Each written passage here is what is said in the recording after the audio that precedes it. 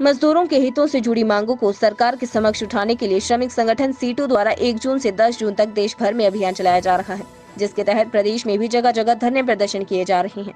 इसी के चलते सीटू कार्यकर्ताओं द्वारा राजधानी के हिमलैंड स्थित श्रम आयुक्त कार्यालय के बाहर धरना प्रदर्शन किया गया।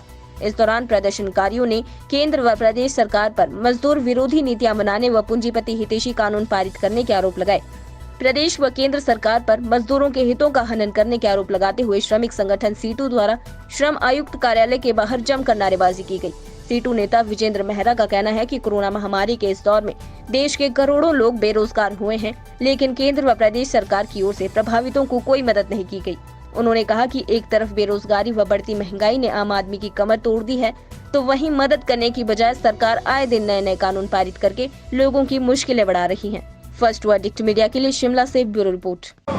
CITU की ओर से ये प्रदर्शन किया जा रहा है। आज पूरे देश में भी इस तरीके के प्रदर्शन किए जा रहे हैं, क्योंकि 1 से 10 जून तक एक हमारा अभियान था मजदूरों के मुद्दों पर।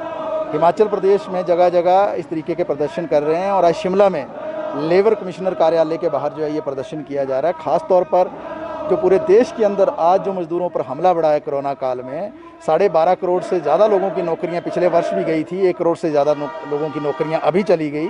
मजदूरों को सरकार की ओर से कोई मदद नहीं मिलती है। हम लगातार ये मांग करते रहे हैं कि जो मजदूरों की छटनी की जा रही है इस पर रोक लगे। मजदूरों के वेतन में कटौती की जा रही है, उनको 40-50% कम वेतन दिया जा रहा है जो नौकरी में बचे हैं, और इसके साथ साथ 7,500 रुपये की मदद हर उस व्यक्ति को मिलनी चाहिए सरकार की ओर से जो आयकर मुक्त है। और मजदूर तो निश्चित तौर से आयकर मुक्त ही होते हैं, क्योंकि उनकी तनख्वाह बहुत कम होती है, वेतन बहुत कम होता है। या 10 किलो राशन जो है हर व्यक्ति को दिया जाना चाहिए। इसके साथ साथ जो इस कोरोना काल में जो फ्रंट लाइन वर्कर्स हैं, चाहे स्वास्थ्य कर्मचारी हैं, चाहे आउटसोर्स के कर्मचारी हैं, आंगनवाड़ी है, आशा है, मिड डे मील है, जो दूसरे कर्मचारी हैं, उन सभी को उस तरीके से मदद सरकार की ओर से नहीं मिल पाई। आपने सभी ने मीडिया में रिपोर्ट किया 3-4 दिन पहले। फीमेल हेल्थ वर्कर भी काम जो है काले बिल्ले लगाकर जो कर रही हैं, क्योंकि फीमेल हेल्थ वर्कर तो आपको पता है कि पूरे मेडिकल क्षेत्र का एक बुनियादी उसमें ढांचे में शामिल हैं।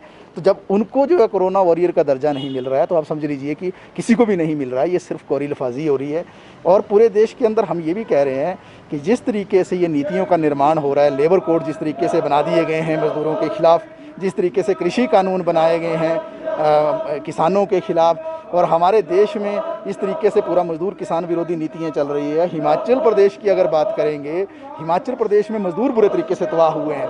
एक तरफ फैक्ट्री वर्कर के लिए जो है 8 से 12 घंटे की ड्यूटी कर दी है। पिछले कल आप लोगों ने रिपोर्ट किया था परसों कि बद्दी के अंदर मॉर्फिन कंपनी में 8 से 12 घंटे मजदूरों से ड्यूटी ली जा रही है, और जो उनको ओवर टाइम नहीं दिया जा रहा है। जो उनकी लंच ब्रेक थी वो 1 घंटे से घटाकर आधा घंटा कर दी है। यानी मजदूरों का शोषण तेज़ हो गया कोरोना में भी।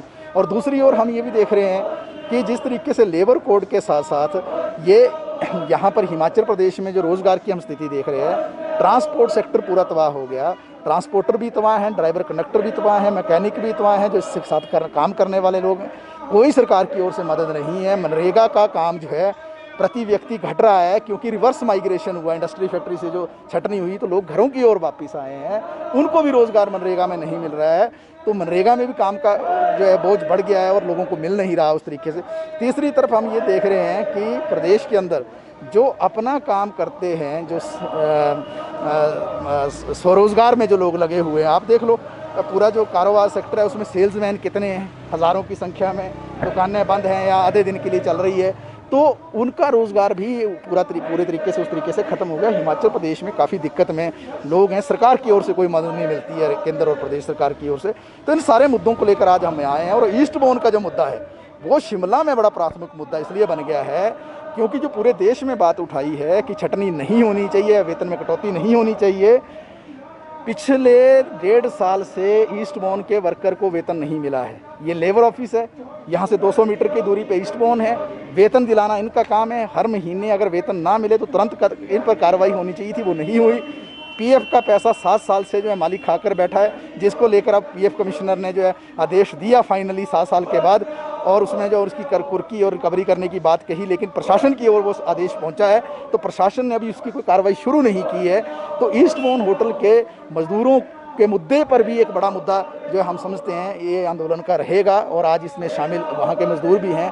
और अंत में मैं ये भी कहना चाहता हूँ कि जिस तरीके से होटल ईस्ट बोन के अंदर कुछ बाहर के लोगों को बुलाया जा रहा है। आज सुबह जो है बहुत सारे लोग वहाँ देखे गए हैं, तो कहीं कल को कुछ ऐसा वैसा स्थिति पैदा होती है तो उसके लिए मालिक जिम्मेवार रहेगा, क्योंकि ऐसी वारदातें हिमाचल प्रदेश के अंदर होती रही हैं कि जहां मालिकों के द्वारा जो है ऐसे लोगों को बुलाया जाता है और आंदोलन को ख़त्म करने की साजिशें की जाती हैं। तो आज ही के दिन चंबा में, चमेरा में मालिकों के द्वारा जो है 3 मजदूर नेताओं की हत्या कर दी गई थी आज से 15 साल पहले। तो कुछ भी इस तरीके की वारदात अगर होती है तो उसमें जिला प्रशासन को जो संज्ञान तुरंत लेना चाहिए और मजदूरों को न्याय देना चाहिए।